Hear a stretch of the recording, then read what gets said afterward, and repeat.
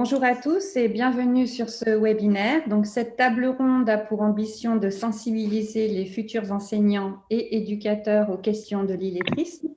Je m'appelle Christine Françoise, je suis maître de conférences en sciences de l'éducation et de la formation, rattachée au laboratoire ICAR, et je serai l'animatrice de cette table ronde qui devrait prendre fin vers 11h30. Vous pouvez participer à ce séminaire en posant des questions. Pour ce faire, je vous invite à utiliser le Q et R en bas à droite dans la barre d'outils. Donc, questions et réponses. Les différents intervenants auront l'occasion d'y répondre. De plus, si les questions posées vous semblent pertinentes, vous pouvez les liker. Voilà. Donc, l'objet de ce séminaire, 2 questions. Première question, illettrisme, de quoi parle-t-on? Et deuxième question, travailler ensemble dans et hors les murs de l'école. Nous allons commencer par une lecture qui va être réalisée par Julie Sénéchal, qui est une étudiante inscrite en Master 2 Lettres. Il s'agit de l'extrait du roman de Cécile Ladjali, intitulé Illettré, paru chez Actes Sud en 2018. À toi, Julie. Bonjour. Alors, à 12 ans, Léo fit quelques progrès. Il pouvait rédiger un texte court, former des phrases simples, lesquelles restaient cependant truffées de fautes d'orthographe. Quant à la lecture, ayant progressé avec le déchiffrage, il put enfin pénétrer le sens de narration plus riche, mais il sortait de l'exercice harassé. Les professeurs observaient toujours ce décalage entre son indiscutable capacité à formuler à l'oral et son empêchement face aux mots à lire et à écrire. Il s'agissait là de 2 mondes absolument séparés. Cette division le faisait souffrir sans qu'il ne parvienne à remonter à la source de cette douleur. Rien ne le mettait tant en émoi que lorsque ses professeurs très zélés lui demandaient pourquoi il peinait à ce point dans les exercices conjoints de la lecture et de l'écriture. Le marmot ne pouvait alors leur dire que, quand il s'asseyait devant sa feuille blanche, il avait l'impression qu'autour de lui tout s'effaçait, jusqu'à lui-même. Il ne se souvenait plus qu'à 6 ans, alors que les premiers rudiments de lecture et d'écriture se mettaient en place chez ses camarades, mémé Adélaïde lui avait dit le matin de Noël que ses parents étaient partis. À dater de ce jour, Léo devint le fils de l'absence et du mutisme. Il flotta parmi les cygnes. Il était un morceau de frégate que les vagues avaient jeté sur la plage après la tempête. Seul sur l'île, il lui était très difficile de rassembler les bris d'épave pour construire le radeau qui l'arracherait à la solitude en le ramenant auprès des hommes. Mais au juste, le voulait-il vraiment?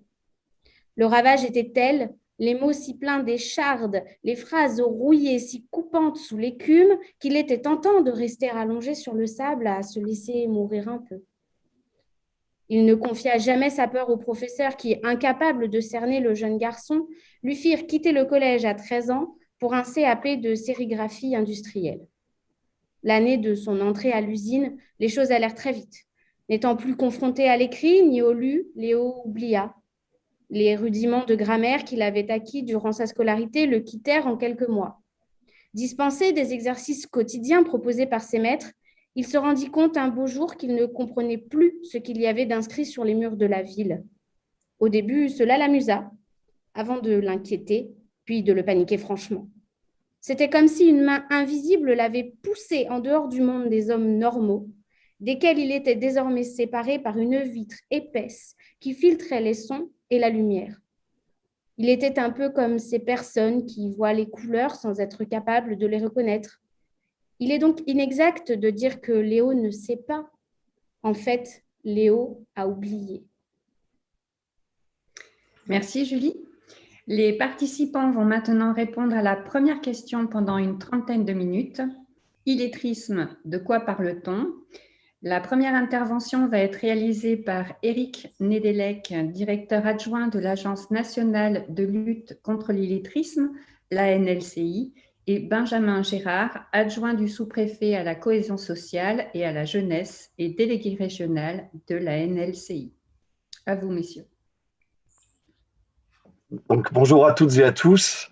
À cette première question, je commencerai par vous proposer de nous interroger sur pourquoi parle-t-on d'illettrisme aujourd'hui en 2021, alors que la scolarité est obligatoire depuis plus de 135 ans? Alors, j'emprunterai pour répondre à cette première question une formule qu'utilisent beaucoup nos amis québécois. Si ne nous parlions pas de l'illettrisme, il s'agirait d'un problème criant qui resterait silencieux. Donc, il est important dans un monde, dans une société qui est de plus en plus, contrairement à ce que l'on croit parfois, traversée par l'écrit, l'écriture, les écritures, y compris sous la forme numérique, il est de plus en plus important que ce problème soit conscientisé, qu'on sache qu'il existe pour qu'on puisse, et ce sera votre rôle dans votre futur, dans vos futurs professionnels, qu'on puisse tout mettre en œuvre à la place qui est la nôtre pour éviter que ce problème ne prenne racine. Alors, de quoi parle-t-on? On parle d'une situation qui, dans notre pays, est bien particulière. Je dis bien particulière parce que nous avons fait le choix, il y a quelques années, de distinguer cette situation d'autres situations sur lesquelles nous reviendrons. Personnes en situation d'illettrisme sont des personnes qui, et cette lecture qui a commencé cette table ronde en témoigne, ce sont des personnes qui ont été scolarisées. De qui parle-t-on? J'aime rappeler régulièrement que nous parlons de personnes, que ce soit des hommes ou des femmes, il s'agit bien de personnes, car les actions qui seront celles que vous aurez sur le plan scolaire, sur le plan éducatif, vous devez toujours garder en tête qu'au bout de ces actions, il y a des personnes. À l'Agence nationale de lutte contre l'illettrisme, nous avons l'habitude d'éviter d'utiliser le mot public qui est trop impersonnel. Il est important de se rappeler toujours que les actions que l'on peut mener ou justement qu'on ne mène pas vont avoir des conséquences pour ces personnes. Alors, l'illettrisme est une situation bien particulière qui est souvent confondue avec trois autres situations que je vais rappeler très rapidement. On aura l'occasion tout au long de cette matinée d'y revenir. Ce n'est pas de l'analphabétisme, puisque ces personnes sont allées à l'école. L'illettrisme, ce n'est pas non plus cette difficulté que rencontrent un grand nombre de personnes qui, venant d'un pays étranger, ne parlent pas la langue du pays dans lequel elles se trouvent. On parle à ce moment-là du français, les langues étrangères. Et j'aime ajouter, moi, une dernière situation, alors surtout lorsque je m'adresse à des publics enseignants, j'aime rajouter que ce n'est pas non plus la difficulté que rencontrent beaucoup de personnes avec l'orthographe, avec la syntaxe, car les personnes qui sont en situation d'illettrisme, et encore une fois, le texte qui vient d'être lu en témoigne, sont d'abord des personnes qui ont un problème d'autonomie dans des situations courantes de la vie quotidienne. Voilà ce que je souhaitais vous dire en introduction, et je laisse la parole à mon collègue Benjamin. Merci Eric de ce rappel donc d'une vision globale sur l'illettrisme. C'est vrai que la notion d'illettrisme, comme tu l'as précisé Eric tout à l'heure, c'est souvent confondu avec d'autres notions comme telles que analphabétisme, français, langue étrangère, etc. Il importe donc au préalable, puisque c'est notre premier sujet, pourquoi parle-t-on d'illettrisme et de quoi parle-t-on? On parle d'analphabétisme pour désigner les personnes qui n'ont jamais été scolarisées. Il s'agit pour elles d'entrer dans un premier niveau d'apprentissage. On parle ensuite d'illettrisme pour des personnes qui, après avoir été scolarisées en France ou ailleurs, n'ont pas acquis une maîtrise suffisante de la lecture, de l'écriture et du calcul. Ce qu'on va parler, ce qu'on va développer dans le deuxième volet, c'est l'innumérisme, l'électronisme qui rejoignent donc notre thématique.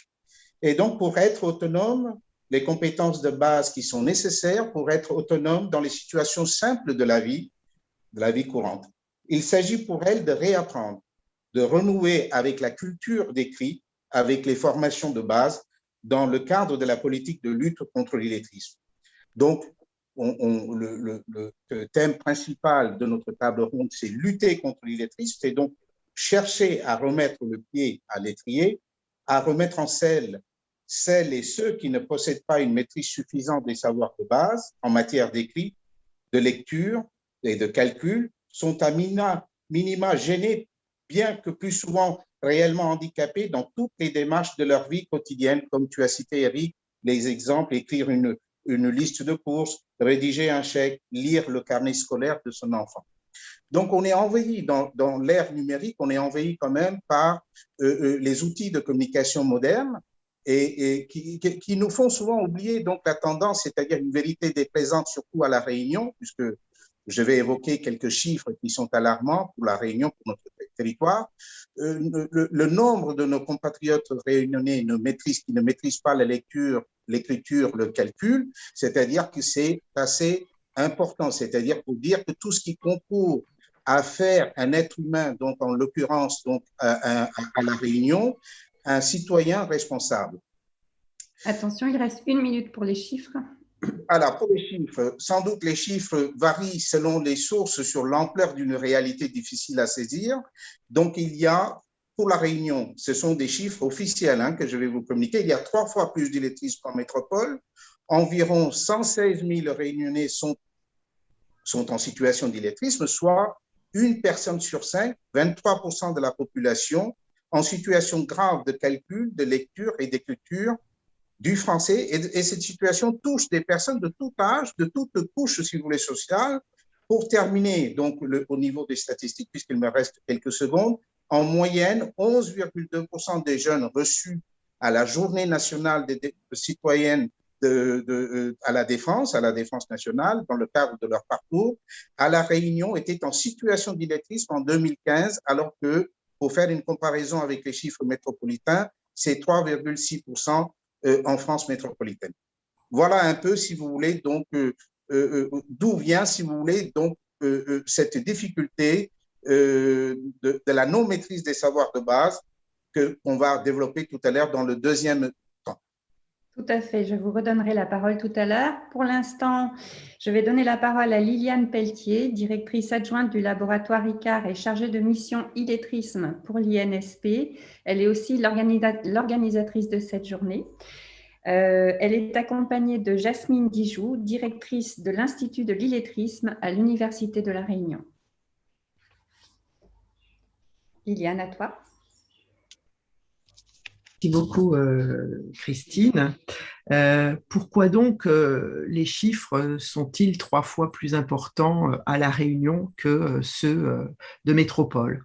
Je crois que quand on se destine à être enseignant ou conseiller principal d'éducation, on ne peut faire l'économie de s'intéresser au contexte pluriel dans lequel on va être amené à intervenir, soit parce qu'on a un public de jeunes enfants ou d'écoliers, de collégiens ou même de lycéens. Alors, je partirais finalement du principe selon lequel l'illettrisme est un construit social qui se définit dans un espace et dans un temps singulier et qu'il est nécessaire de faire un petit détour par l'histoire de La Réunion et que sans ça, on ne peut pas appréhender ces problématiques-là quand on devient enseignant ou CPE. Alors, sans entrer dans les détails des méandres de l'histoire réunionnaise, je rappellerai simplement que cette terre qui était vierge à l'origine et qui a servi d'escale sur les routes maritimes a commencé à se peupler en 1665 et qu'elle est devenue après avoir été société d'habitation, elle est devenue société de plantation avec l'import d'esclaves à partir de 1725. C'est donc une terre de métissage avec des vagues successives de migration. La réalité aussi linguistique de l'île est importante à prendre en compte pour vous qui allez enseigner et éduquer à La Réunion, dès lors que plusieurs langues y sont parlées, avec la langue française et le créole réunionnais qui prédomine, ainsi que des pratiques interlectales qui vont être constituées d'une hybridation de variétés de français et de créole. Mais la situation sociolinguistique de notre île est encore plus bigarrée, puisqu'il y a aussi la présence d'autres langues, vous le savez, quand vous allez en stage ou quand vous êtes vous-même en responsabilité dans une classe, par exemple le shimaoré, le shibushi ou encore le malgache. La Réunion se caractérise donc par une situation de multilinguisme qui en fait l'une de ses richesses. Ce qu'il faut aussi se poser comme question, pourquoi ces chiffres sont-ils si importants par rapport à d'autres départements français, c'est que depuis sa départementalisation, la Réunion ne s'est départementalisée qu'en 1946, le territoire réunionnais a bénéficié d'un développement particulièrement accéléré, aussi bien dans des termes démographiques qu'économiques ou social, culturel et éducatif. Et c'est donc important de se rappeler que le système éducatif réunionnais s'est développé environ 10 années après celui de la France métropolitaine. On appelle ça les 10 glorieuses. De 1985 à 1995, il y a eu un bond quantitatif considérable. Et pour ça, je vais vous donner juste 2 chiffres. Par exemple, en 1985, un adolescent sur 2 accédait en classe de 3e de collège. En 1995, 10 années plus tard, la totalité des jeunes de 11 à 16 ans à La Réunion étaient scolarisés.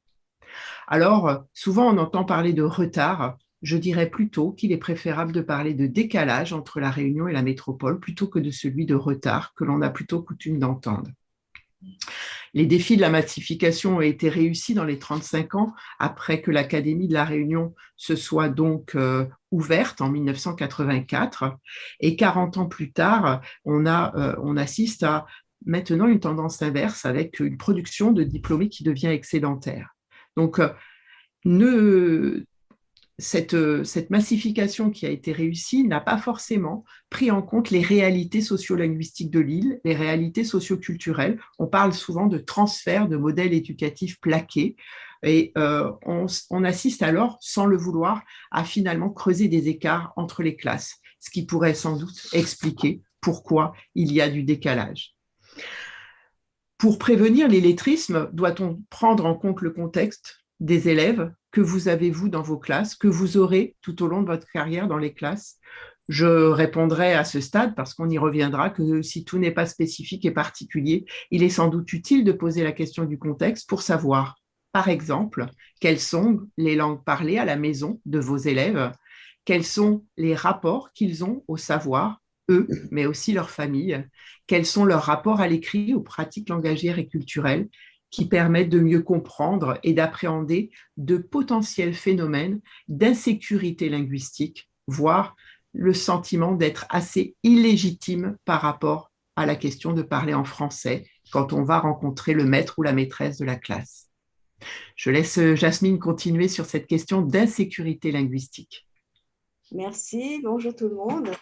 Effectivement, maîtriser un certain nombre de paramètres liés à la contextualisation permet d'ajuster nos points de vue de formateurs, d'enseignants sur l'illettrisme ou autres problèmes liés aux apprentissages. C'est pourquoi, à l'Institut de l'illettrisme et des langues de l'océan Indien, nous privilégions des entrées sociolinguistiques, linguistiques, culturelles, anthropologiques qui nous permettent de dégager des indices pour établir des profils de personnes en difficulté afin de cerner différentes situations d'illettrisme, puisque les cas sont variés, complexes. La gestion des langues principales, français, créole, langue mahoraise, comorienne, malgache, se fait à différents niveaux. Notre priorité, c'est bien de donner sa place aux langues et cultures premières des personnes, de comprendre les interactions entre ces éléments pour sortir de cette insécurité linguistique et entrer dans ce que Louis Calvé appelle la sécurité linguistique et favoriser une entrée apaisée, motivée dans la langue française. Donc, nous tentons de mettre en place des outils. J'en parlerai par la suite. Merci. Très bien. Merci beaucoup. Alors, pour finir sur cette question, s'il me reste quelques petites minutes, secondes, peut-être vous l'avez compris, il est essentiel de focaliser sur le développement de l'estime de soi et du sentiment de compétence chez vos élèves, mais il en est de même pour les parents. Et je crois qu'un partenaire essentiel qu'il ne faut pas oublier dans l'aventure de la prévention de l'illettrisme, c'est bien celui de la place des parents et de considérer que cette relation école-famille n'est pas un donné, mais se construit progressivement et que pour ça, certains parents peuvent se sentir eux-mêmes assez démunis face à la demande de l'école parce qu'ils sont soit éloignés des codes scolaires, Parfois, certains, eux aussi, se sentent en insécurité linguistique, voire les deux à la fois. On parle alors de vulnérabilité multiple. Et dans ces conditions-là, il est aussi intéressant d'instaurer une relation singulière avec chaque parent que vous allez avoir en interrelation, parce que c'est un élément important pour pouvoir appréhender les manières de dire et de faire de chacun des membres de la famille au service de la réussite de vos élèves. Merci. C'est à nouveau à Benjamin Gérard d'intervenir sur les questions d'illettrisme, d'innumérisme et d'électronisme.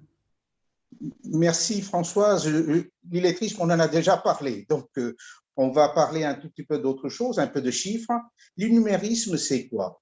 C'est un défaut de maîtrise de nombres, c'est-à-dire du raisonnement mathématique et logique et du calcul.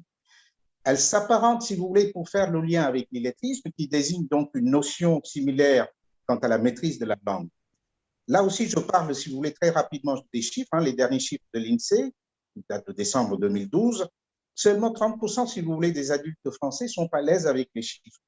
Et 70%, c'est-à-dire de l'âge de 18 à 65 ans, ont des performances très médiocres. Donc, il faut comprendre, c'est-à-dire par l'innumérisme, la situation provisoire d'un élève ou d'une personne adulte qui a bénéficié d'une éducation normale, mais qui rencontre des difficultés dans la maîtrise de certains concepts mathématiques. Voilà, donc c'est la capacité d'une personne de comprendre et d'utiliser des données mathématiques à l'école, au travail. Je cite quelques exemples pour utiliser la monnaie, si vous voulez, dans un supermarché ou à établir des budgets, pour utiliser, si vous voulez, des mesures en cuisine, pour des recettes. Donc, pour lire une carte vraiment avec des chiffres, c'est difficile à relever bancaire. Voilà.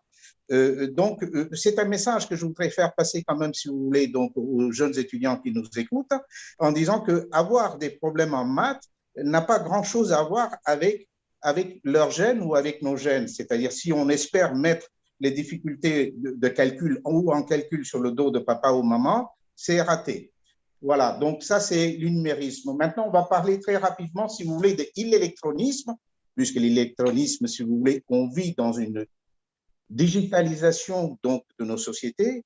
Donc, l'alphabétisation numérique est ainsi devenue un enjeu de société pour lutter contre la fracture numérique et favoriser l'inclusion de tous. C'est-à-dire, par là, ce que je veux dire, c'est que l'électronisme est souvent le terme maintenant utilisé pour nommer l'illettrisme numérique, c'est-à-dire la difficulté à utiliser l'Internet dans la vie de tous les jours.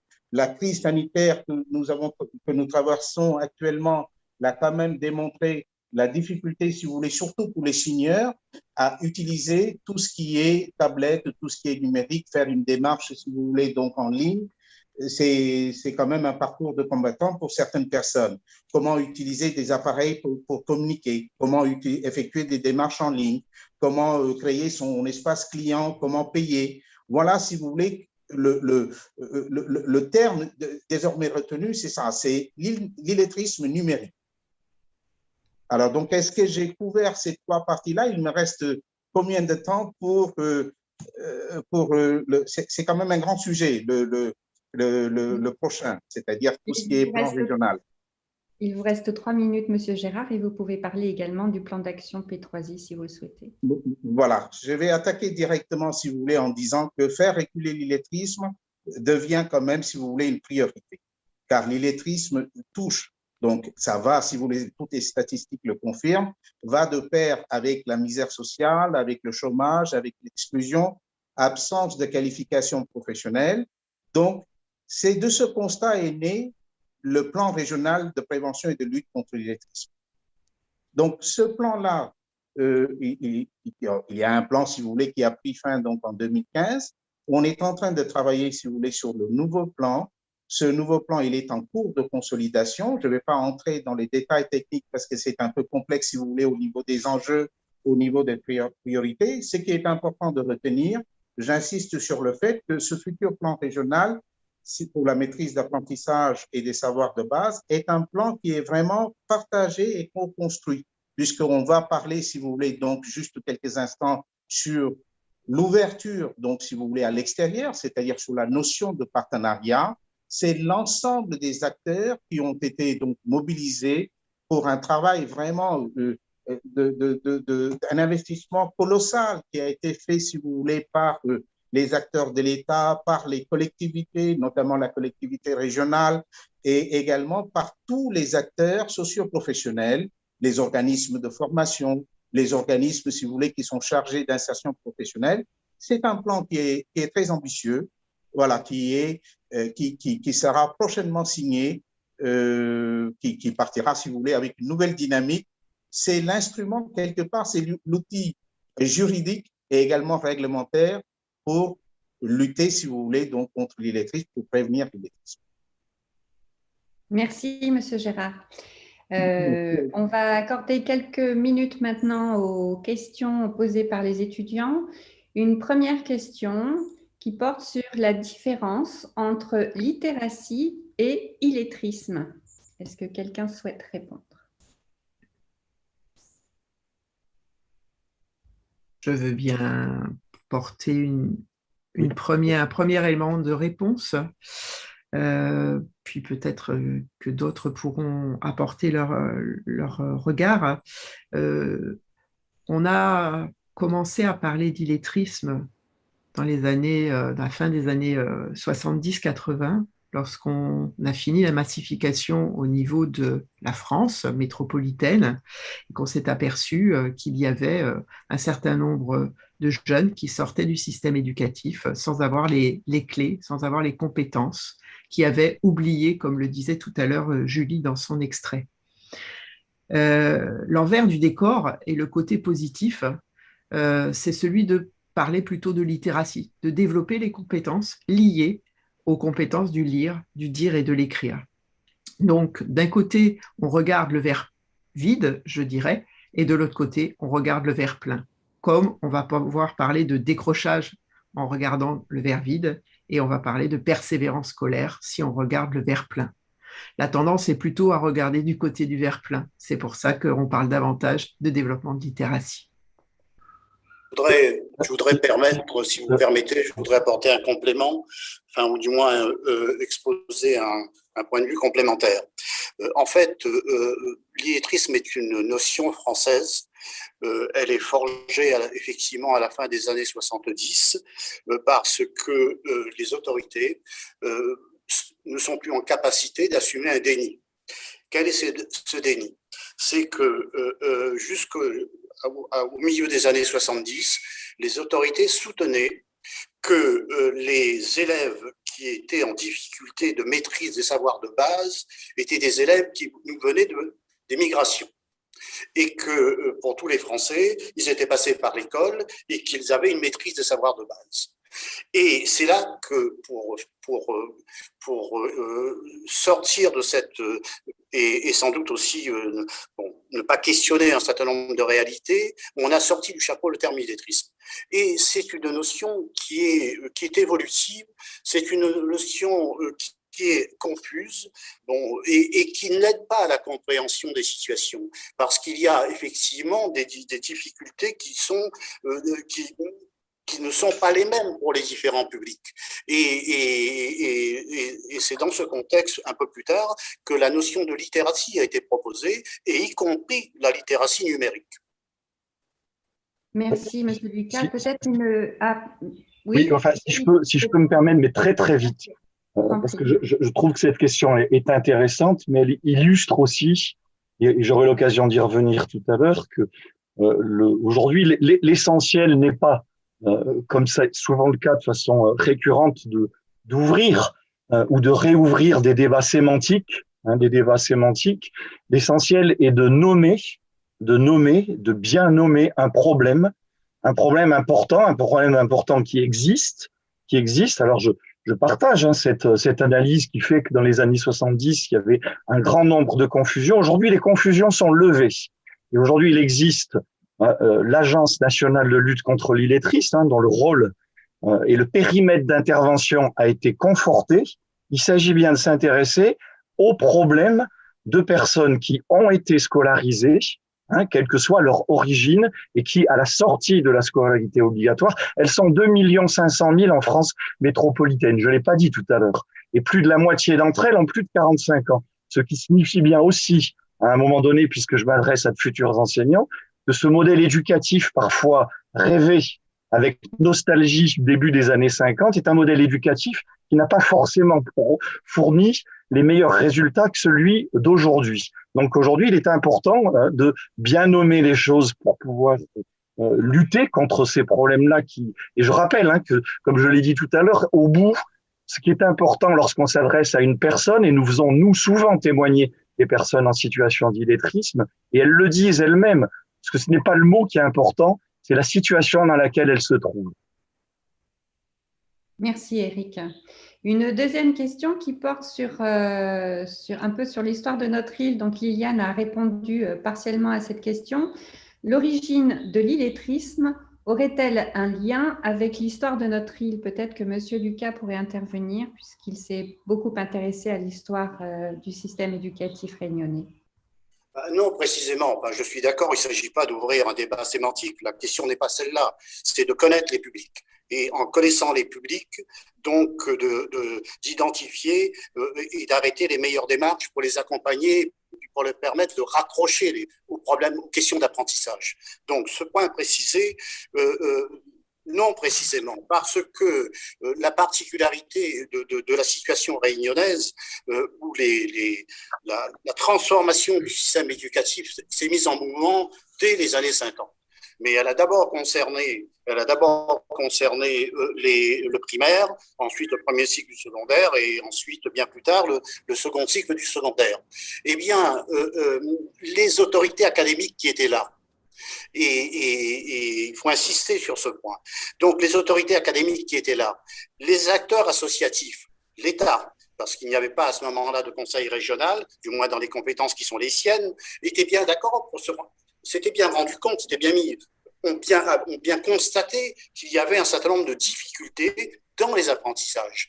Et donc, quand ce terme est arrivé, eh bien, il y avait ici déjà un certain nombre de travaux qui avaient été menés, notamment concernant la quantification et concernant le niveau d'illettrisme, le niveau d'analphabétisme, si vous préférez. Donc, il y avait des outils qui avaient été mis en place. Bon, maintenant, le terme s'est imposé dans le débat public et repris par les acteurs publics. OK, mais le contexte était différent, des travaux existaient, des démarches existaient et des outils étaient proposés.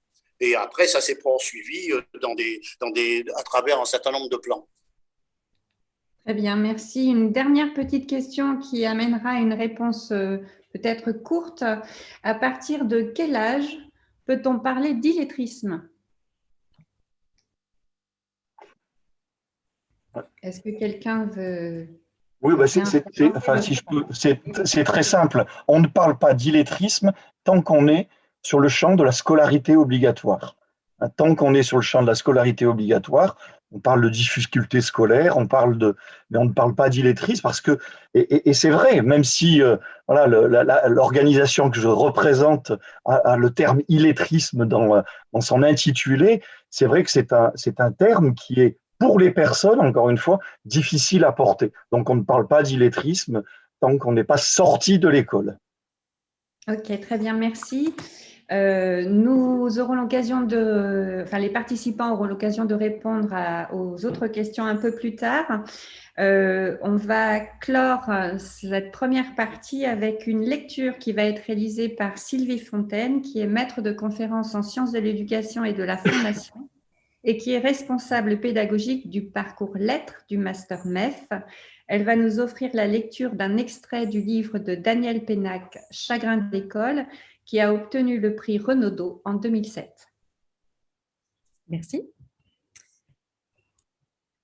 Nos mauvais élèves réputés sans devenir, ne viennent jamais seuls à l'école.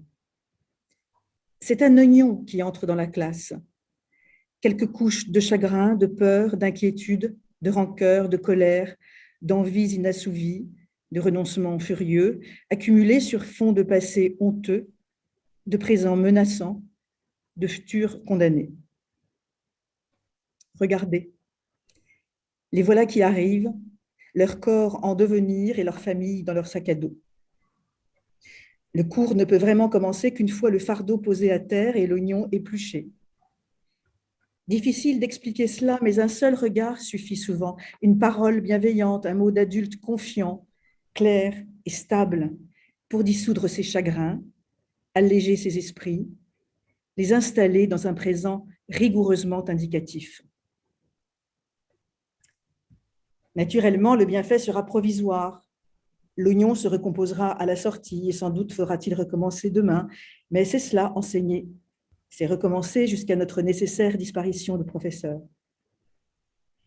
Si nous échouons à installer nos élèves dans l'indicatif présent de notre cours, si notre savoir et le goût de son usage ne prennent pas sur ces garçons et sur ces filles au sens botanique du terme, leur existence tanguera sur les fondrières d'un manque indéfini. Bien sûr, nous n'aurons pas été les seuls à creuser ces galeries ou à ne pas avoir su les combler, mais ces femmes et ces hommes auront tout de même passé une ou plusieurs années de leur jeunesse là, assis en face de nous, et ce n'est pas rien, une année de scolarité fichue. C'est l'éternité, dans un bocal. Merci Sylvie. Les participants vont maintenant se centrer sur la deuxième question, travailler ensemble dans et hors les murs de l'école. Je laisse la parole à Christine Vénerin, qui est IAIPR de lettres et chargée de mission maîtrise des langages, et à Daisy Brabant, principale du collège Les Alizés à Saint-Denis, un établissement qui est classé en REP. À vous, mesdames.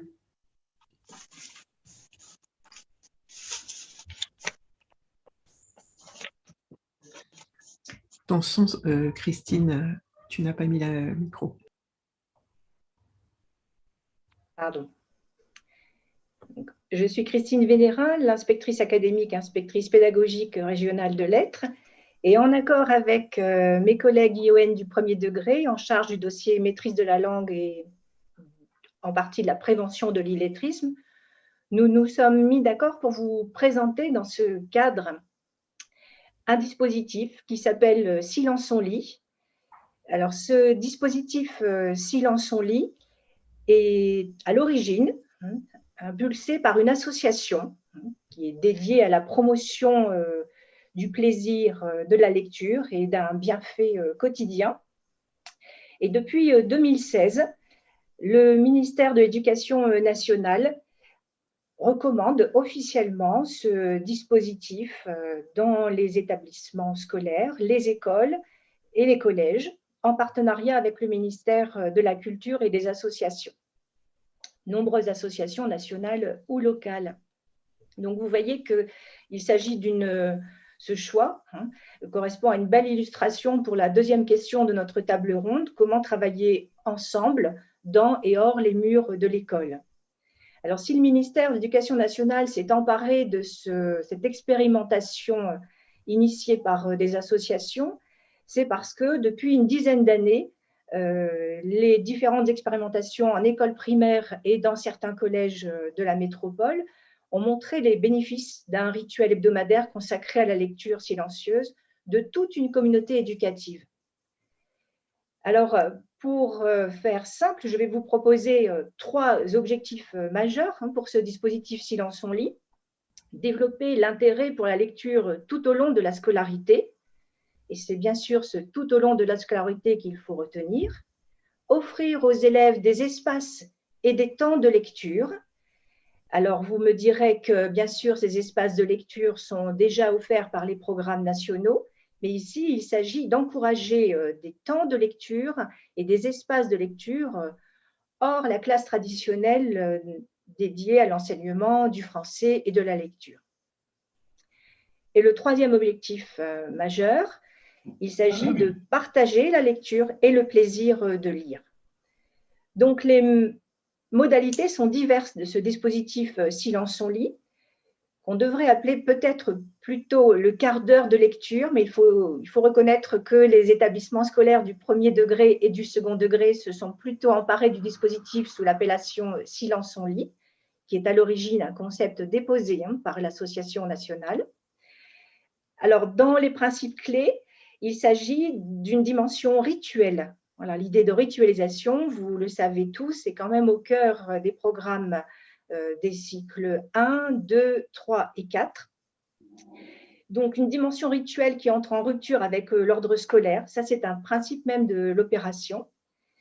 Deuxième principe clé, rassembler une communauté au-delà des différences de statut et d'âge, puisque tout le monde dans la communauté éducative se met à lire en silence, là où il est, en permanence, au CDI, dans la cour, en classe. Et ce silence rassemble tout le monde. Voilà, donc troisième principe clé, au-delà du silence, ça peut être cette lecture individuelle peut devenir aussi une lecture partagée, un sujet de conversation. Donc, on va associer au plaisir de la lecture le plaisir de parler et de partager pour construire un vivre ensemble autour de la culture. Donc, Silence on lit est un dispositif dynamique, très implanté dans l'Académie de La Réunion, dans les écoles et dans les collèges, en particulier pour les élèves de 6e qui achèvent leur cycle 3 au collège, et bien sûr pour assurer la continuité du développement de l'envie de lire. Mais au-delà, et il ne s'agit pas seulement de cantonner le dispositif Silence on lit aux établissements classés dans les réseaux d'éducation prioritaire, même si c'est majoritairement eux qui se sont emparés du dispositif. Tous les collèges, toutes les écoles, tous les collèges et même les lycées désormais sont invités à s'emparer de ce dispositif.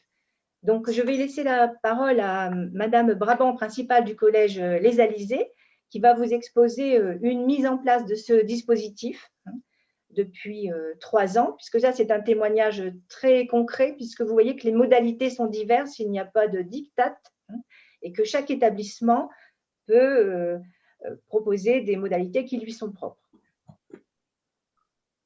Merci Madame Vénérin. Donc bonjour à tous, Daisy Brabant, donc principale du collège Les Alizés à Saint-Denis depuis la rentrée 2017.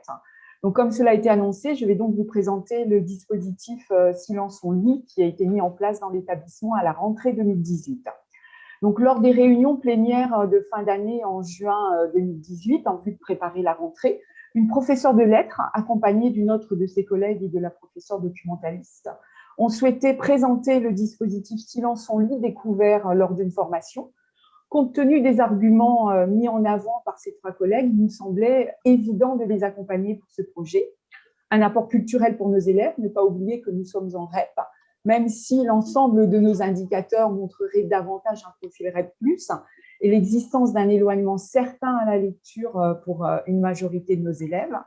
La possibilité de reprendre le travail avec un esprit plus serein, plus posé et plus concentré, une meilleure maîtrise du vocabulaire et de la langue française, avec un objectif principal, que l'ensemble de nos élèves prennent l'habitude de lire et que ce goût de la lecture puisse être transposé à la maison et en faire bénéficier toute la famille.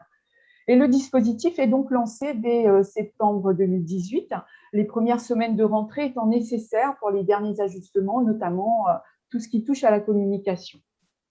Mais comme vous pouvez vous en douter, le lancement de ce dispositif ne s'est pas fait sans difficulté.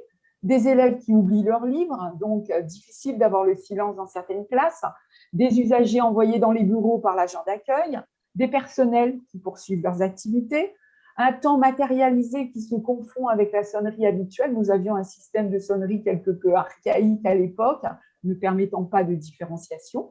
Mais nos porteuses de projets et nous-mêmes n'avons pas baissé les bras.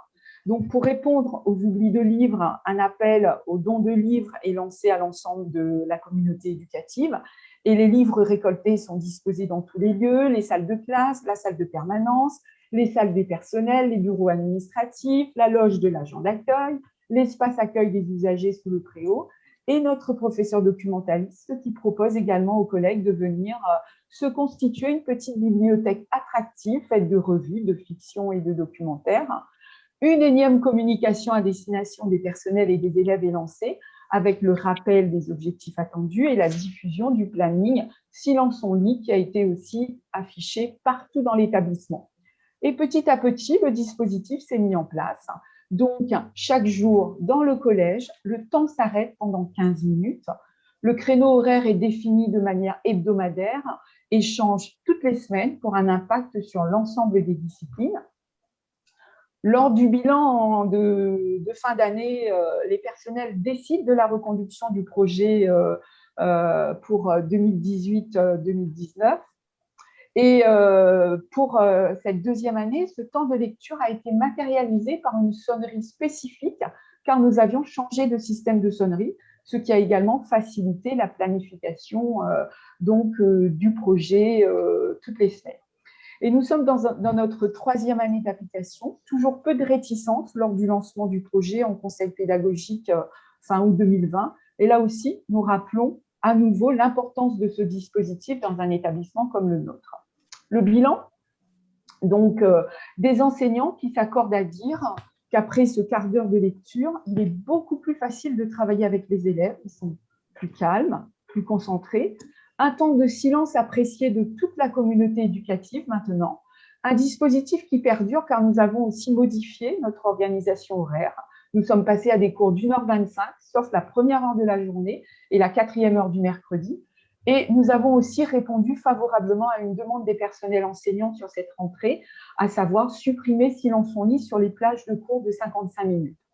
Il est donc certainement plus aisé de faire vivre ce dispositif sur une organisation horaire d'1h25, ce qui vous fait 15 minutes de lecture et 70 minutes de temps de travail, même si je répète régulièrement que ce temps de lecture est un temps de travail, mais hors programme pour certaines disciplines.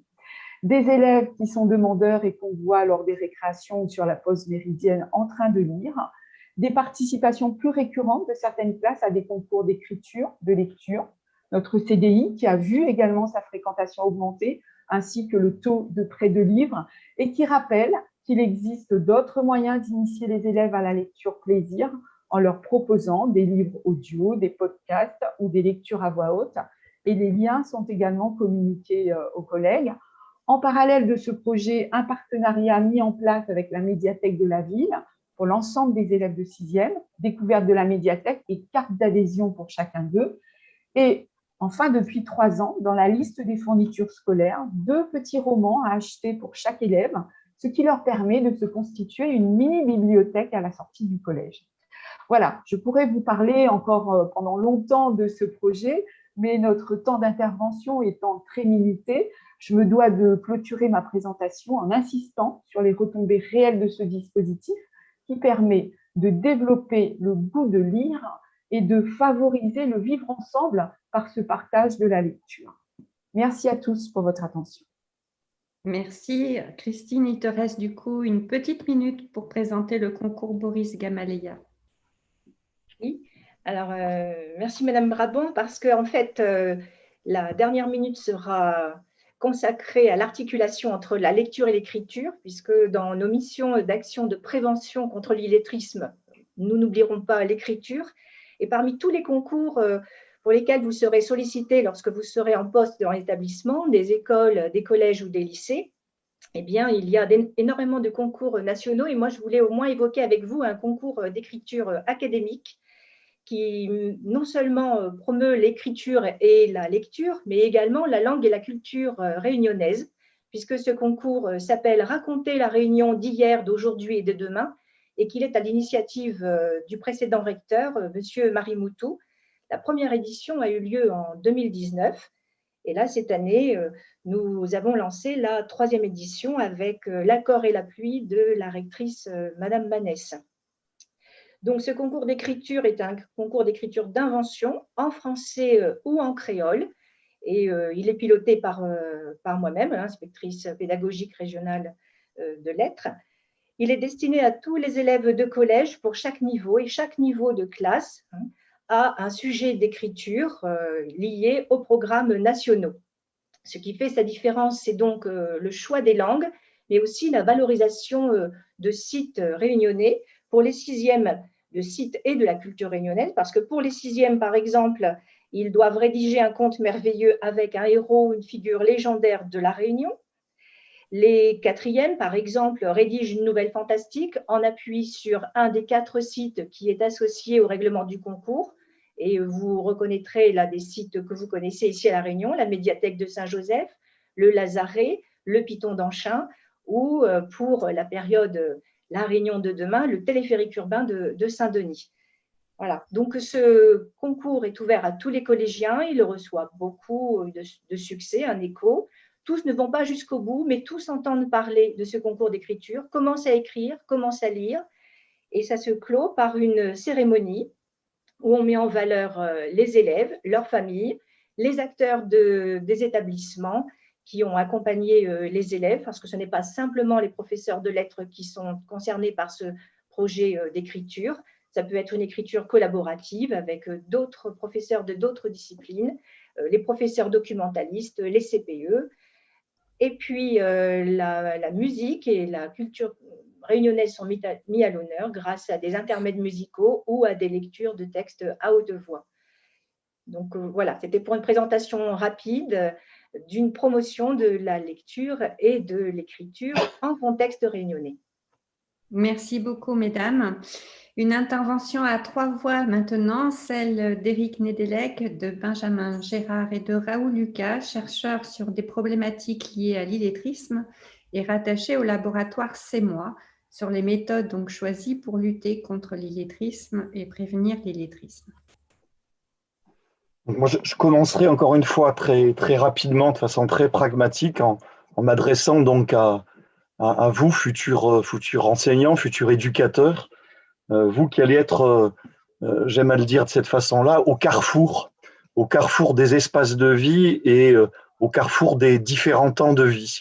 Et pourquoi je dis ça? C'est parce que sur cette question de la méthode, de la démarche, qui est celle qui a été choisie lorsque nous avons été créés dans les années 2000, on part d'abord d'un constat qui est celui de dire que c'est un problème, et on vient de le voir à plusieurs reprises, qui est suffisamment complexe pour ne pas être traité que par une seule organisation. Il est très important de savoir que pour lutter contre l'illettrisme, qui est un problème qui traverse tous les espaces de vie, je le répète, il faut mobiliser tous les acteurs à la place qui est la leur. Et la place qui est celle des éducateurs, celle qui est des enseignants, votre future place est une place qui est essentielle. Je n'ose pas dire centrale, parce que quand on parle d'une place centrale, on peut parfois se retrouver, comme ça a été souvent le cas dans l'histoire d'autres pays, comme étant dans une logique de culpabilisation où face à un problème comme celui-ci, on considère que seule l'école serait le grand coupable. Or, j'aime à rappeler que l'école ne peut pas tout toute seule et que avant d'entrer à l'école, il y a une vie éducative, une vie culturelle, une vie familiale. Autour de l'école aussi, il y a des actions, des activités sur lesquelles mes collègues reviendront pour le contexte réunionnais, des activités à l'extérieur de l'école, en complément de l'école. Donc, il est important, et j'aime à le faire régulièrement, de rappeler qu'un enfant dans le premier degré, l'école élémentaire, passe 6 heures par jour sur les bancs de l'école, à peu près 150 jours par an, ce qui, somme toute, fait très peu, très très peu. Donc, votre action, elle est nécessaire, mais elle n'est pas suffisante. Donc, il faut absolument avoir en tête, vous, futurs enseignants, quelques mots-clés. Le mot complémentarité, c'est-à-dire qu'il faut pouvoir s'appuyer dans les actions qui seront les vôtres, dans la mission qui est la vôtre, qui est celle de conduire une majorité d'élèves à la maîtrise des compétences de base. Il faut que vous puissiez vous appuyer sur les compétences des acteurs périscolaires, des acteurs qui sont là pour vous aider à réussir cette mission. Je crois qu'il y aura une intervention des bibliothécaires, c'est absolument essentiel. Et je termine simplement en insistant sur ce point pour dire que depuis quelques années où nous avons réussi, notamment avec le ministère de l'Éducation nationale, à sortir de cette logique, comme je le rappelle, qui était de la culpabilisation pour être beaucoup plus dans une démarche de responsabilisation collective, les résultats sont au rendez-vous.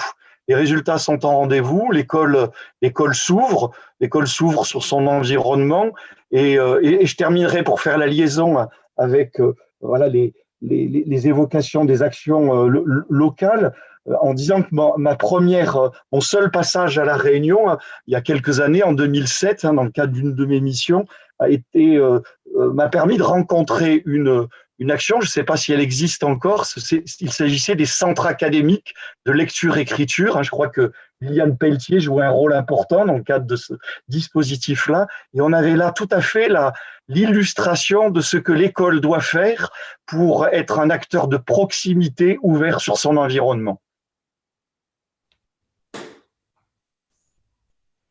Je laisse la parole à Benjamin ou Raoul.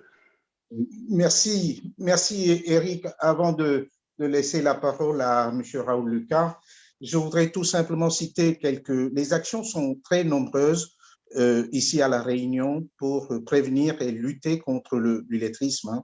Les acteurs aussi, il y a une multitude d'acteurs.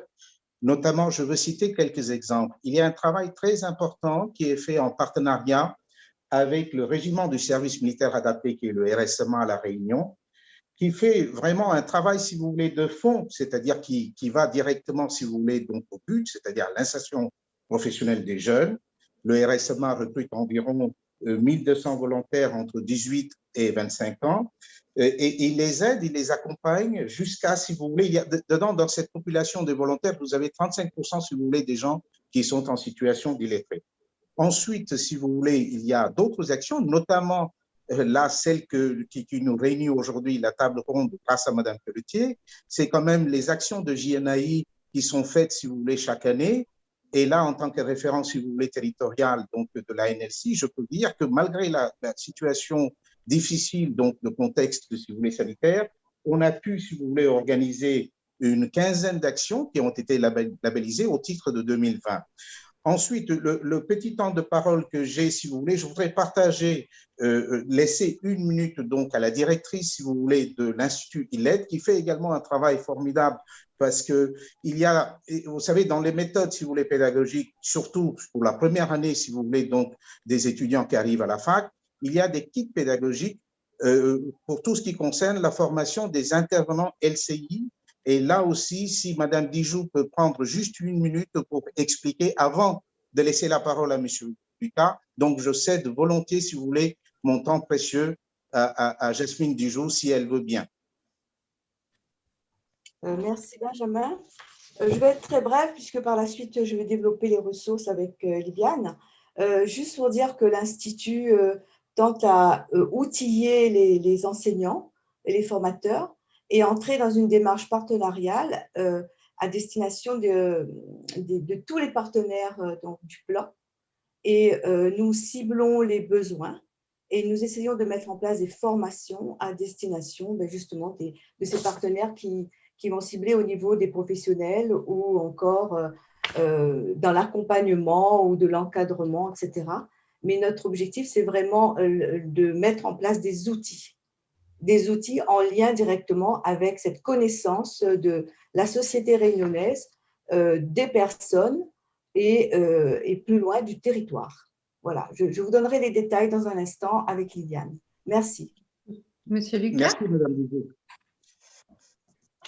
J'ai combien de temps pour voir sur quoi je vais principalement mettre l'accent? 3 minutes. 3 minutes. Alors, moi, j'ai eu et j'ai à m'intéresser à ces questions antérieurement pour avoir piloté des plans de lutte contre l'illettrisme, pour avoir évalué des dispositifs d'action d'alphabétisation à l'époque où c'était plutôt cet autre terme qui était usité. Et ensuite, comme universitaire, je vais m'occuper des politiques de formation. Et dans le cadre de ces politiques de formation, je vais aussi être amené à conduire un certain nombre d'études. La dernière que j'ai faite, c'est pour le Conseil régional, il y a 2 ans, dans le souci de mettre en place et de travailler au plan qu'il devait donc reconduire. Je voudrais insister, puisque je m'adresse à des futurs enseignants. Bon, la sociologie nous apprend quelque chose de très simple, c'est que les institutions sécrètent souvent, pour diverses raisons, des cloisonnements.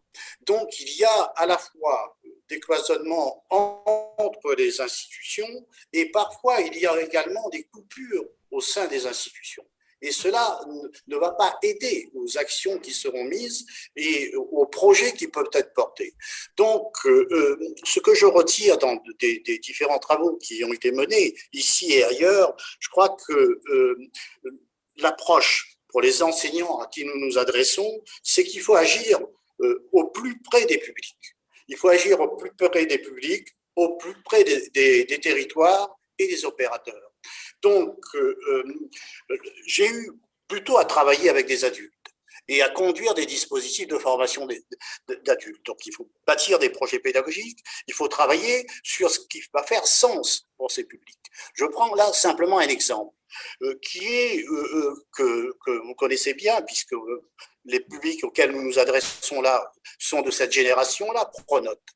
Eh bien, vous avez, donc on vous a parlé tout à l'heure des difficultés en maîtrise du numérique. Vous avez actuellement dans l'éducation nationale un dispositif qui s'appelle Ouvrir l'école aux parents et pour la réussite éducative. Et je rejoins ce que disait le directeur adjoint de l'Agence nationale. La France est le pays où le volume consacré à l'école primaire est le plus faible des pays de l'OCDE. Donc, il y a des temps sociaux qui peuvent être mobilisés en complément de l'école. Et il faut penser cela à la fois dans une logique de continuité, donc de sécurisation des parcours, et penser cela également dans une logique de continuum. Et pour les enseignants que vous êtes, que vous serez, donc dans tous ces dispositifs et systèmes de réseau d'aide, je pense que l'interlocuteur, un des interlocuteurs privilégiés, parce que c'est son métier de faire l'interface entre les différents acteurs, c'est les coordonnateurs de REP.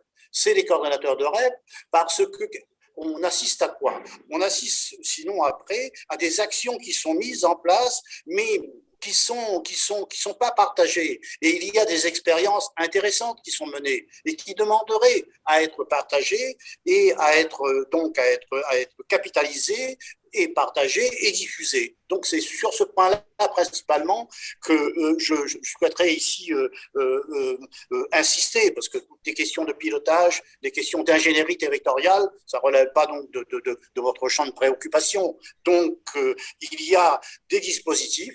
Ces dispositifs peuvent être optimalisés, peuvent être accentués et peuvent donner des liens, qu'il s'agisse des publics allophones ou des publics à besoins particuliers, avec les agents qui existent et qui viennent des collectivités. Il y a donc des possibilités de travailler ensemble, on met sorte que ça s'apprend, ça se construit et ça demande donc à la fois une conduite et des démarches. Merci beaucoup, Monsieur Lucas. Je vais donner maintenant la parole à Stéphanie Ao-Olivieri, qui va intervenir en tant que trésorière de l'Association des bibliothèques de France, donc sur le rôle des bibliothèques dans la lutte contre l'illettrisme. Bonjour à tous, merci pour l'invitation. Comme le disait Monsieur Nedelec un peu plus tôt, le rôle des bibliothèques est vraiment essentiel dans la prévention et dans la lutte contre l'illettrisme. Et à ce titre, les bibliothèques offrent des collections et des espaces de rencontre et de découverte aux personnes en difficulté avec la lecture. Pour les bibliothèques publiques, un véritable déclic s'est amorcé avec l'intégration en 2017 de l'Association des bibliothécaires de France au comité consultatif de l'Agence nationale de lutte contre l'illettrisme. Ce comité regroupe plus de 100 organisations nationales, lesquelles vont ainsi entendre parler du travail et du rôle des bibliothèques. Les bibliothèques sont également des partenaires naturels pour construire des actions de médiation culturelle avec les acteurs du champ social et ceux de la formation sur leur territoire. Je dirais que faire entrer un peu la bibliothèque et les bibliothécaires dans le paysage des apprenants est un enjeu essentiel aussi dans la lutte contre l'illettrisme. Pour autant, les bibliothèques n'œuvrent pas toutes seules.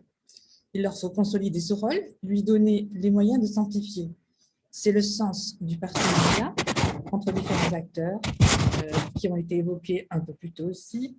Il y a aussi le ministère de la Culture, l'Association des bibliothécaires de France, l'Agence nationale de lutte contre l'illettrisme, la Fédération interrégionale du livre et de la lecture. sans oublier l'éducation nationale à travers le rôle des enseignants et bien sûr les familles qui sont totalement impliquées dans ce débat. Au niveau local, je voudrais aussi parler des partenaires associatifs, dont la Réunion des livres, qui est une association interprofessionnelle des métiers du livre à La Réunion et qui est très impliquée aussi dans cette question de lutte contre l'illettrisme. Pour illustrer le propos, je vais vous donner quelques exemples d'actions qui ont été mises en place sur le territoire et même des projets qui sont en cours. Concernant la prévention, la tenue d'ateliers bébé lecteurs, généralement pour des enfants de 6 mois à 3 ans, se révèle indispensable pour créer un moment de rencontre autour du livre. En effet, introduire le livre tôt dans l'univers de bébé, c'est contribuer à son éveil, développer son attention et le familiariser avec l'objet livre. Par exemple, la médiathèque du Sud Sauvage à Saint-Joseph accueille chaque deuxième mercredi du mois des bébés lecteurs pour un moment privilégié à partager avec les parents autour du livre et d'une belle histoire. Un deuxième exemple qui a été initié en 2018 pour la première fois dans un département d'outre-mer et donc à La Réunion, c'est l'opération Livre la case, qui est une traduction de l'opération Livre à soi et qui a été adaptée au format local avec un intitulé de l'opération en langue créole et aussi une extension de la bibliographie de référence à l'édition locale. Ce projet est soutenu par la DAC de La Réunion, la région Réunion, la CAF Réunion, avec pour opérateur l'association La Réunion des livres. Cette opération débute toujours par une formation à la médiation littéraire à destination des parents. Par exemple, la médiathèque du Tampon participe à ce projet depuis 2019. Les bibliothécaires accompagnent les parents lors des ateliers et c'est une action qui est menée en partenariat avec Casali. Il y a même une déclinaison d'action hors les murs dans laquelle la visite de la médiathèque est incluse. Depuis 2019, donc, la médiathèque a intégré ce dispositif. 20 parents ont participé à ces ateliers. Il en ressort qu'ils ont apprécié ces moments de discussion autour du livre et expriment avoir retrouvé confiance. Malheureusement, la crise sanitaire a compliqué les choses et en 2020, la tenue de ces ateliers n'a pas pu avoir lieu. Troisième exemple, le Facile à lire, qui lui est un dispositif qui vise à proposer en bibliothèque et autres lieux de médiation une offre de lecture pour des personnes qui n'ont jamais vraiment maîtrisé l'apprentissage de la lecture ou qui ont désappris à lire. Le réseau de lecture publique du Tampon et la médiathèque du Sud Sauvage à Saint-Joseph en font partie. Pour le réseau de lecture du Tampon, le dispositif a démarré à la médiathèque de l'Achatoire, qui est située dans un quartier prioritaire de la ville, un quartier qui brasse des familles éloignées de la lecture. Concrètement, ce dispositif s'articule autour d'espaces, notamment avec du mobilier séparé du reste des espaces et des collections facilement repérables grâce à un logo. Les ouvrages proposés sont alors adaptés pour que le public concerné puisse se débrouiller dans la vie de tous les jours et lire des choses simples. Enfin, un dernier exemple qui est en réalité un projet, c'est le projet Médiabus de la ville de Trois-Bassins, qui va démarrer sous peu, puisqu'il a obtenu la subvention du Centre national du livre et que, du coup, la mise en place d'actions culturelles itinérantes va pouvoir s'exercer. C'est notamment des expositions itinérantes qui seront programmées et l'implication de la médiathèque hors les murs via un médiabus qui va décliner des ateliers d'écriture, des rencontres avec des auteurs, des illustrateurs locaux. Ce sera évidemment en direction de l'enfance et de la jeunesse, cette fois dans une commune qui a aussi un certain nombre de familles qui sont en situation d'exclusion sociale, d'exclusion économique et où le taux d'illettrisme reste élevé. Ce projet donc vise à répondre à ces problématiques énoncées dans lesquelles le livre et la lecture ont une place prépondérante. L'objectif du Médiabus sera d'aller chercher le public et favoriser l'accès à la culture à tous par tous. Pour terminer, je voudrais simplement partager une ressource, je crois, qui va être mise dans le chat, concernant la revue Bibliothèque de l'ABF, qui dédie un numéro spécial à l'illettrisme et qui sera consultable en ligne sur le site de l'ANSSI. Donc, je crois que Christine et Philippe ont mis la référence citée dans le chat pour aller plus loin sur le dossier. Merci pour votre attention. Merci Stéphanie. Je vais donner la parole à nouveau à Liliane Pelletier et Jasmine Dijoux qui vont vous présenter les ressources qui sont à votre disposition au niveau de l'université. Oui, alors je vais commencer, si vous voulez bien, d'abord en faisant le lien avec ce que vient de nous présenter Stéphanie à propos des livres. Je dirais que les livres prennent soin de nous et je tenais à dire par rapport à l'intervention de Madame Brabant tout à l'heure que après seulement 6 minutes de lecture, le stress baisse de 68%. Je pense que c'est un petit chiffre à avoir en tête pour se redire que quelles que soient les disciplines que vous allez enseigner, que vous soyez CPE, enseignant de maternelle, que vous soyez professeur de maths, voire même professeur de PS, vous êtes tous concernés, tous mobilisés sur cette question. Dans une communauté éducative élargie, on voit bien que parmi les nœuds de tension, et M. Lucas l'a rappelé tout à l'heure, il y a cette problématique dans laquelle on se situe au niveau académique de l'injonction à travailler ensemble. On sait bien que cette injonction a été préconisée par le législateur et qu'elle est tout à fait louable, mais qu'elle ne se décrète pas et qu'elle nécessite de travailler à un réel travail de fond entre les acteurs. On parlait tout à l'heure, M. Lucas parlait de cloisonnement entre les institutions. Je pense que c'est quelque chose qu'il faut avoir en tête, mais même à l'intérieur de l'école, parfois, entre les différentes classes, il y a aussi à développer peut-être des projets dynamiques de pluridisciplinarité, comme par exemple une action comme Silence on lit a été détaillée tout à l'heure. Donc, pour être très pragmatique et pour vous aider à mieux appréhender toutes ces problématiques de l'illettrisme, on a mis à votre disposition une page web, un site qui a été nouvellement créé à votre destination. Je vais vous mettre le lien dans le chat, ou alors Philippe va mettre le lien dans le chat, parce que faire les deux à la fois, je ne vais pas y arriver. Et cette page, elle est organisée en 7 rubriques qui vont être alimentées régulièrement. Vous allez y trouver notamment des bibliographies thématiques qui ont été notamment mises à disposition par la Bibliothèque universitaire de Belle-Pierre et de celle du Tampon. Et ce sont des ouvrages que vous avez possibilité de réserver et d'avoir à votre disposition. Vous avez aussi des dispositifs, il a été évoqué par Éric Nedelec, le dispositif des centres académiques de lecture-écriture.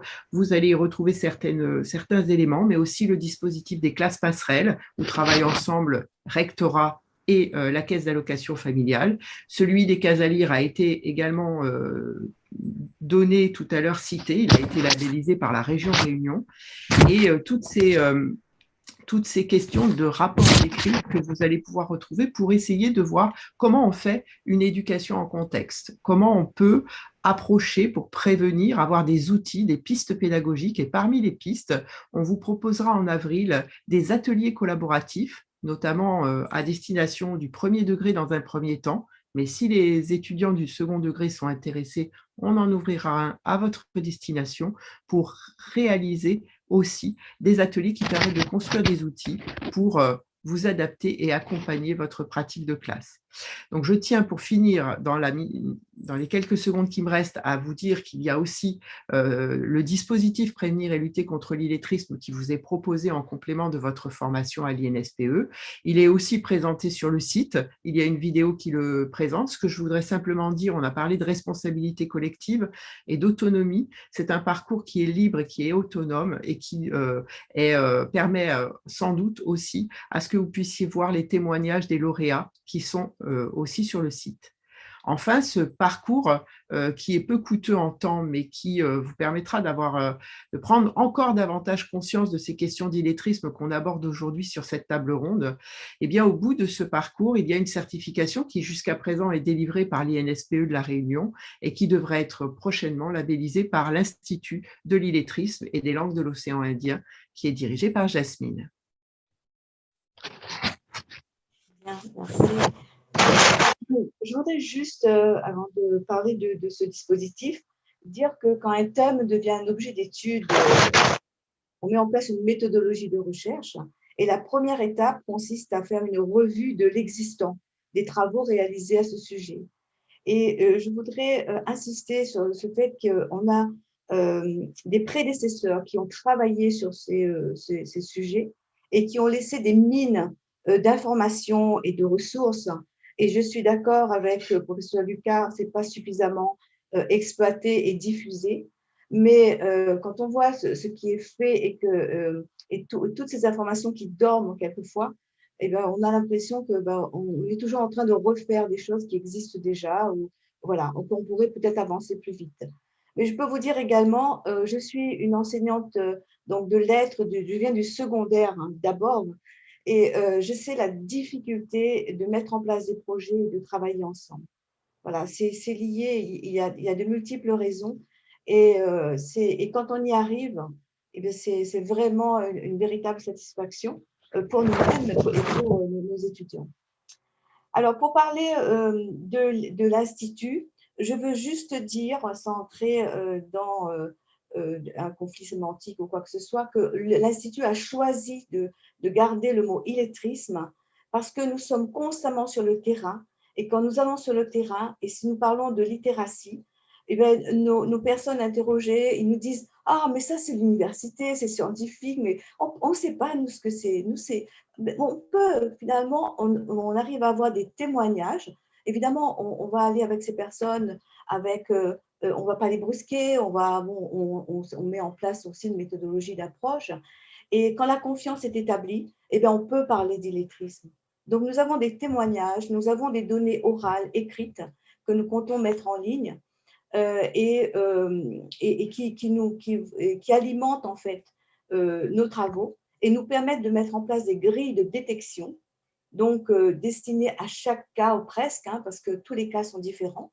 Et ces grilles de détection prennent en compte leurs connaissances premières, leurs compétences informelles dans des sociétés où la tradition orale, les transmissions orales sont très, très importantes. Voilà, donc le rapport, l'oral écrit s'établit à ce moment-là. Et donc, comprendre pourquoi l'écrit est nécessaire par rapport à ce qu'ils savent déjà devient un enjeu extraordinaire. Et à ce moment-là, ils adhèrent au projet. Voilà, et la deuxième chose qu'on propose aux enseignants, c'est pareil, quand on a défini les profils, c'est de mettre en place des kits pédagogiques, voilà, destinés à tout un intervenant dans le domaine de la lutte contre l'illettrisme. Et voilà, c'est ce qui nous permet, je reviens pour terminer, de passer de cette insécurité linguistique qui est liée à la diglossie, poser les langues, poser les cultures pour pouvoir passer à la sécurité linguistique et avancer. Je vous remercie. C'est maintenant au tour du docteur Inès Lobo de Souza, médecin coordonnateur et responsable du service PMI au Conseil départemental de la Réunion, d'intervenir sur l'opération Première Page notamment. Bonjour et merci de l'invitation. En effet, depuis tout à l'heure, nous avons évoqué donc, des dispositifs qui touchent les lycéens, les collégiens, et puis on est remonté un peu dans le temps de vie de l'enfant. Et pour rejoindre ce qu'a évoqué Madame Fontaine, les dispositifs qui concernent un public très jeune, donc des bébés. Et l'opération Première Page s'adresse à ces personnes-là, pour ne pas évoquer le mot public, mais bien les personnes concernées, ce sont les enfants de moins de 3 ans qui sont concernés par l'opération Première Page qui a été lancée en 2009 au niveau national par le ministère de la Culture et qui a été déployée à La Réunion par le conseil départemental en partenariat avec la direction des affaires culturelles et puis la caisse d'allocation familiale également. Et chaque année, les enfants nés à La Réunion peuvent se voir remettre un livre qui leur est destiné, qui est gratuit et qui vise à favoriser, à sensibiliser les parents à l'importance de la lecture dès le plus jeune âge. Donc, puisqu'on parle de livres depuis tout à l'heure, j'en ai un juste pour illustrer mon propos. Par exemple, celui-ci, Au regard, donc un petit angle de La Réunion, donc le contexte réunionnais qui est important quand on initie la lecture avec les petits et puis avec les parents pour que ça puisse leur parler. Et par exemple, des illustrations qui sont typiques à La Réunion. Alors, lors des premières années, Opération Première Page distribuait des livres nationaux, donc d'édition nationale. Et depuis 2015, ce sont des des livres édités à La Réunion, donc un concours qui est lancé chaque année, des propositions de livres qui visent vraiment un public très jeune, et le service de PMI notamment participe à la composition du jury pour que le livre sélectionné puisse correspondre au mieux en termes d'enjeux éducatifs et de facilité de lecture et d'intérêt, de susciter l'intérêt et l'éveil du jeune enfant quand il initie la lecture. Concrètement, ça veut dire que chaque famille à La Réunion, dès la première année de vie de l'enfant, reçoit un courrier au domicile et il peut s'adresser, donc on a parlé des bibliothèques et l'importance du réseau des bibliothèques, donc il peut s'adresser à l'une des bibliothèques départementales pour récupérer ce livre ou dans un centre de PMI.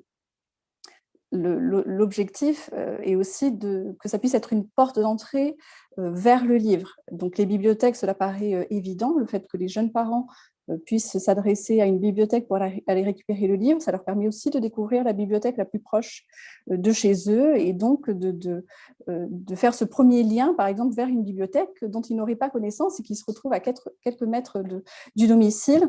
Et si en plus il y a des ateliers dédiés aux tout petits de lecture, ça peut être une très belle porte d'entrée pour la lecture dès le plus jeune âge.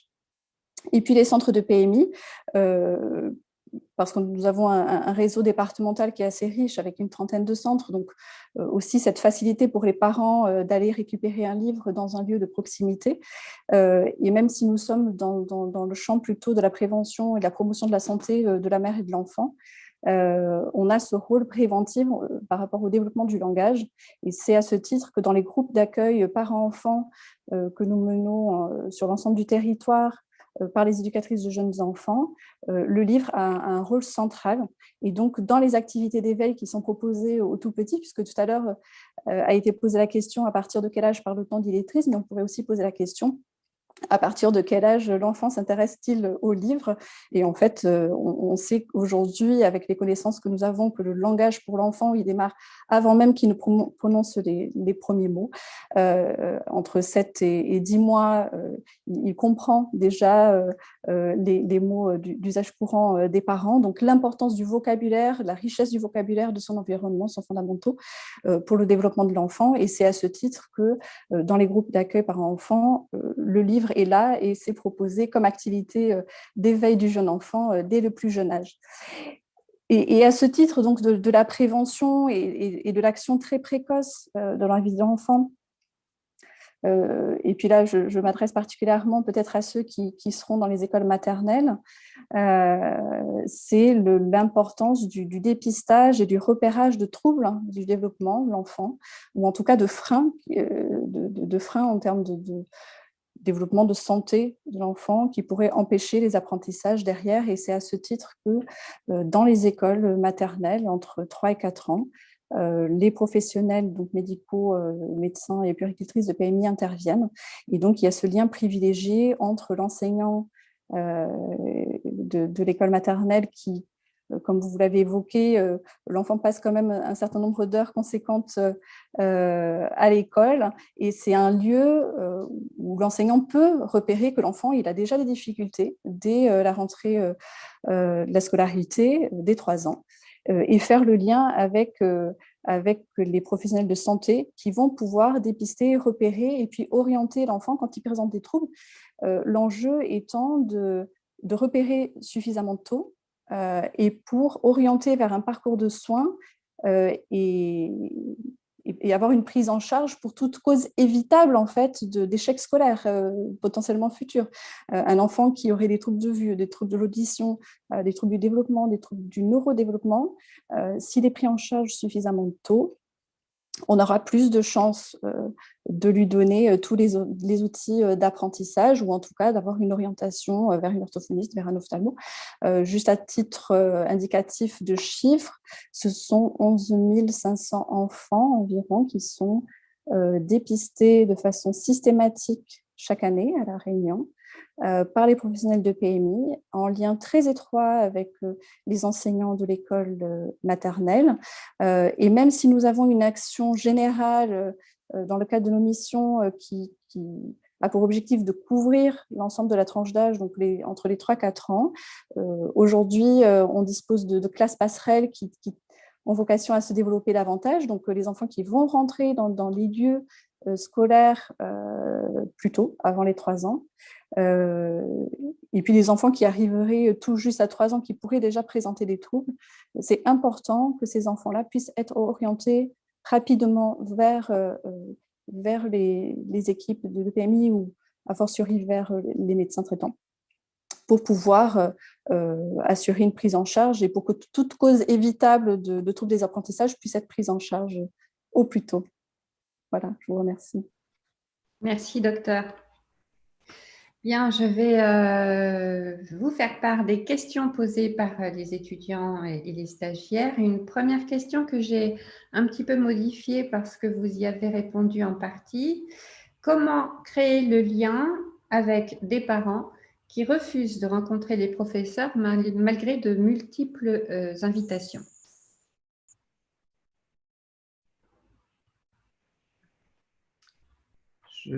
C'est une vaste question et y répondre en 1 minute va être un pari impossible.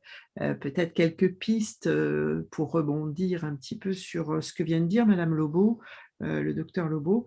Je pense que quand on arrive au collège, la charge est difficile de revenir sur quelque chose qui est de l'ordre du contrat de confiance avec les parents.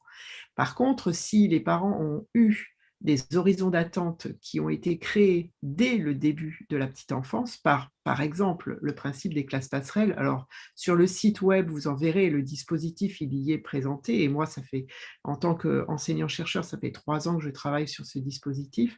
On voit bien quel est le rôle important du moment de la classe passerelle, bien entendu pour préparer la séparation avec l'enfant, mais aussi pour comprendre les attentes de l'école et quelle va être la place en tant qu'acteur que le parent va pouvoir prendre tout au long du parcours de l'enfant. Et donc, quand il y a difficulté au collège, c'est sans doute parce qu'il y a eu difficulté ou incompréhension, malentendu, hein, c'est ce dont on parle souvent quand on parle de la relation école-famille. Et donc, ça ne règle pas le problème en 1 minute là, de dire comment on fait. Je dirais simplement, peut-être, qu'il y a à voir à se dire que chacun a autant d'importance, donc leur donner la parole, les écouter et pouvoir travailler sur la communication. J'interviens beaucoup dans les établissements sur comment communiquer avec les parents et souvent, la problématique se situe dans la façon dont on va accueillir la parole et y répondre. Donc, travailler sur les questions de communication et d'agir communicationnel, c'est peut-être une des pistes de réponse que je pourrais donner en ce si petit laps de temps. Vous avez un dispositif qui marche, qui pourrait être aussi étendu, qui est précisément le fameux dispositif Ouvrir l'école aux parents pour la réussite éducative, donc qui fonctionne plutôt bien parce que vous avez des parents qui prennent conscience des difficultés qui sont les leurs pour suivre. Mais là, c'est vrai qu'ils sont déjà dans une démarche de demande, mais vous avez un effet d'attraction et qui pourrait être précisément capitalisé et diffusé.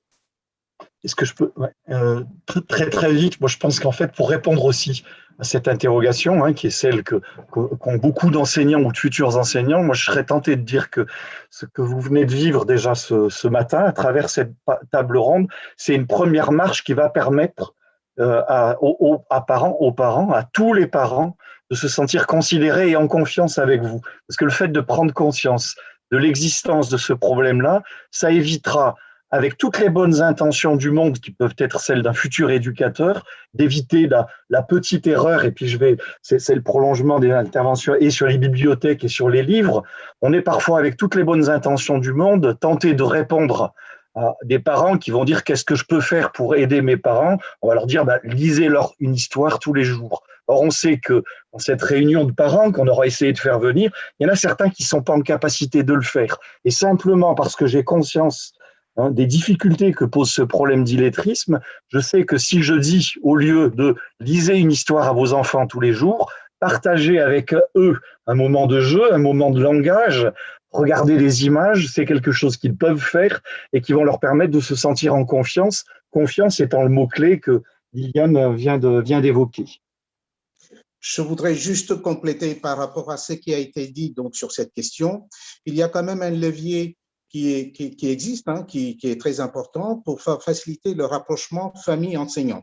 Ce sont les acteurs du terrain, ce sont les acteurs de la politique de la ville qui travaillent donc avec les tissus associatifs, qui ont également, même l'académie a ses propres référents pour faciliter ce rapprochement. Et ces acteurs-là, ils connaissent bien, si vous voulez, donc les difficultés, notamment des familles qui sont confrontées à la situation d'illettrisme de leurs enfants et eux-mêmes étant confrontés, puisqu'il y a des actions donc, de soutien à la parentalité qui sont portées par la Caisse d'allocation familiale. Donc, il y a un ensemble, il y a une gamme d'acteurs de terrain, de la politique de la ville, notamment les délégués de préfets qui sont sur le terrain, qui peuvent être, si vous voulez, donc des facilitateurs de ce rapprochement entre les enseignants et la famille. Une autre question d'un étudiant, donc je cite, la diglossie favorise-t-elle l'illettrisme? Autrement dit, est-ce que la situation sociolinguistique à La Réunion favorise l'illettrisme? Je peux peut-être répondre. Oui.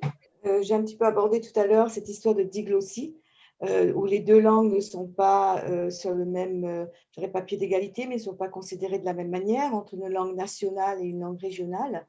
Et justement, le fait de poser les langues et d'en parler et d'aller voir un petit peu quelles sont les compétences de ces personnes au niveau linguistique, culturel, etc., établit le dialogue et permet de changer les représentations et de ne plus être dans une perception un peu binaire, hein, où on oppose les langues.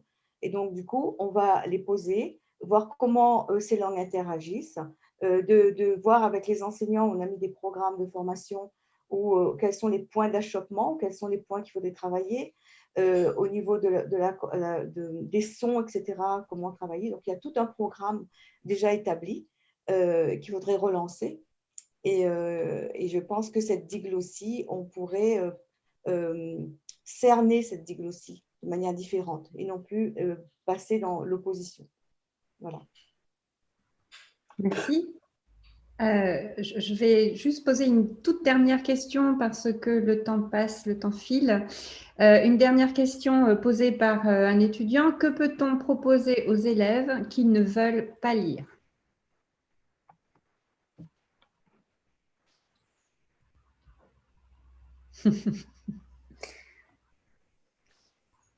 Moi, j'aimerais apporter un élément de réponse, mais c'est un parmi de multiples propositions. Puisque tout à l'heure, nous évoquions avec Mme Brabant le dispositif Silence on lit. On sait très bien que pendant ces 10 minutes ou un quart d'heure sont les modalités choisies par les établissements.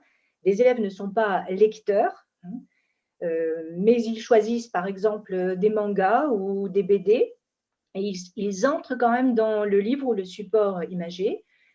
Pour d'autres, il s'agit de livres numériques. Et nous avons aussi la possibilité, lorsque nous sommes confrontés à des non-lecteurs en 6e, en 5e, parfois même en 4e, je propose à mes équipes pédagogiques de proposer des lectures offertes, des lectures audio, et c'est une façon d'entrer en lecture avec un casque. Et il faut être très ouvert à toutes les possibilités et sortir de la stricte lecture du livre papier quand on veut pouvoir promouvoir la lecture, le plaisir de lire et mettre l'élève dans une situation de réussite, voilà, de réussite de lecture. Donc, pas envie de lire, mais peut-être envie d'entendre. Ça, c'est possible. Même à un âge assez avancé au collège. En tout cas, j'encourage ce principe-là. Je compléterai parce que j'ai été confronté à une situation de ce type dans un lycée professionnel de Saint-Benoît, où bon, la relation avec le livre était quand même très, très distante. Et les enseignants ont amené les élèves progressivement par des contes, tout simplement. Donc, en invitant des conteurs dans les établissements et présenter des histoires et les faire vivre, les élèves ont trouvé le désir de poursuivre eux-mêmes et ainsi donc de rentrer dans la lecture et d'en être après des ambassadeurs auprès de leurs camarades.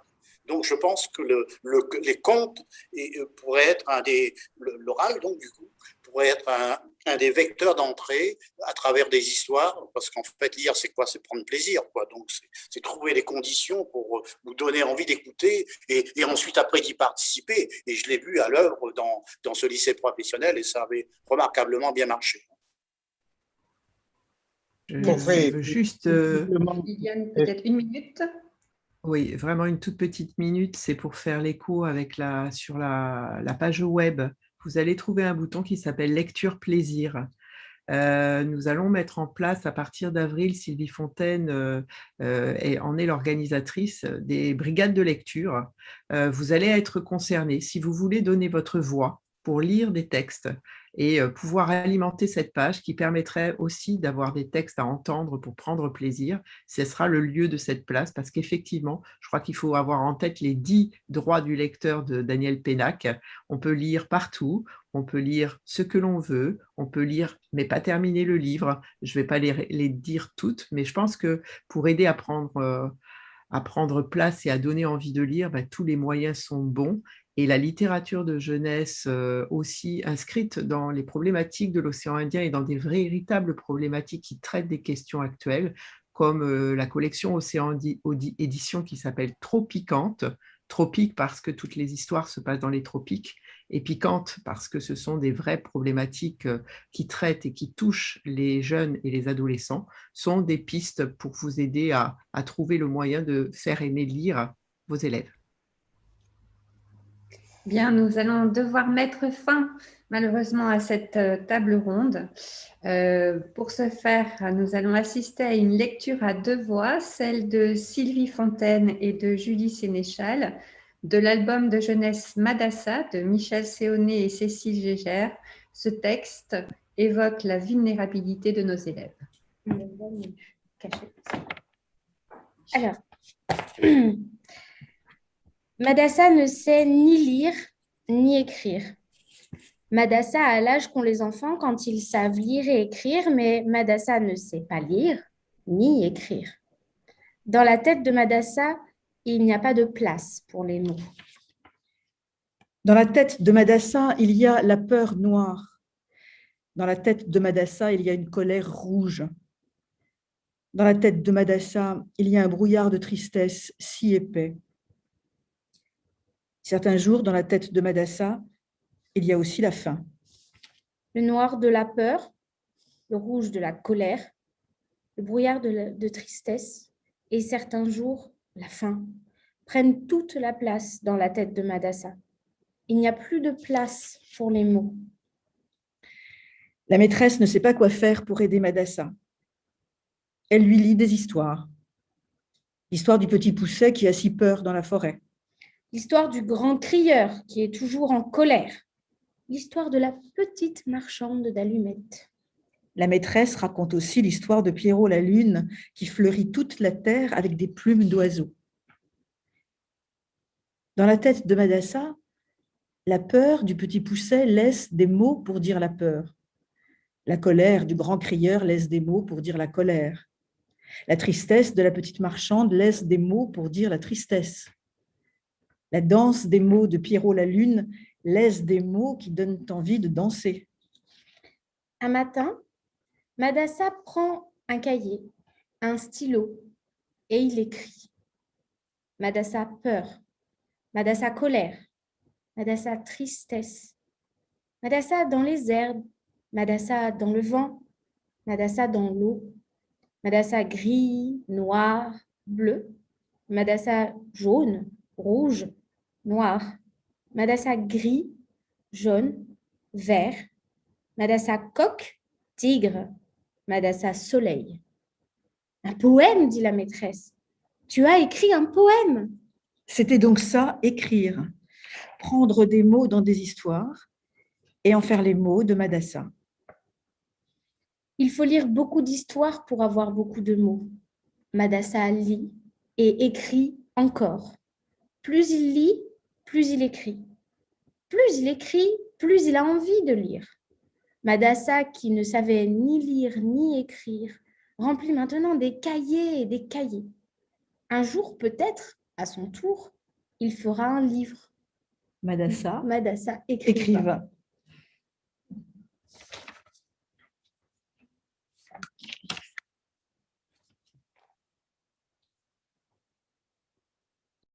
Christine, ton micro. Tu n'as pas ton micro, Christine. Pardon, désolée. Donc, un grand merci à tous les participants pour ces interventions courtes mais très riches. Nous espérons que cette table ronde va vous inciter à questionner vos futures pratiques d'enseignants et d'éducateurs.